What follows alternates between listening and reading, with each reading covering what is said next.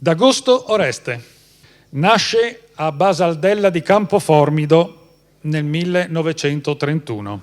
Dopo 3 anni di lavoro come idraulico si arruola nell'esercito italiano rimanendovi per 5 anni, di cui gli ultimi 2 col grado di sergente. Lascia l'esercito per fare il rappresentante. Nel 1957 decide di emigrare in Francia per fare l'imbianchino.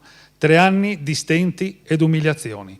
Per la sua tenacia, serietà e determinazione si fa valere sul lavoro.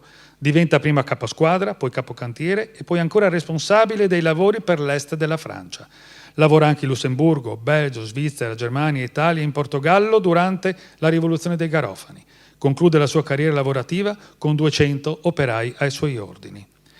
Mantiene sempre solamente la cittadinanza italiana.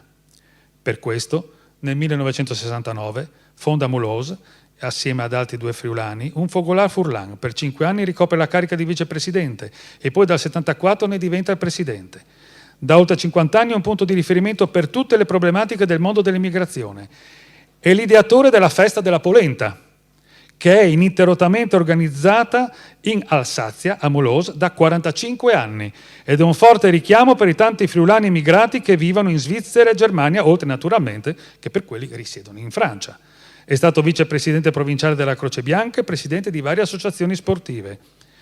Nel 2008 gli è stato conferito il titolo di Cavaliere dell'Ordine delle Arti e delle Lettere. La motivazione è la seguente: per il suo entusiastico impegno a favore dei suoi corregionali in Francia, protratto per 45 anni, ha tenuto sempre alta la bandiera dell'italianità e ha promosso e valorizzato il patrimonio culturale delle genti friulane, ponendosi con successo come trait d'union tra la sua terra d'origine e il paese da cui era stato adottato.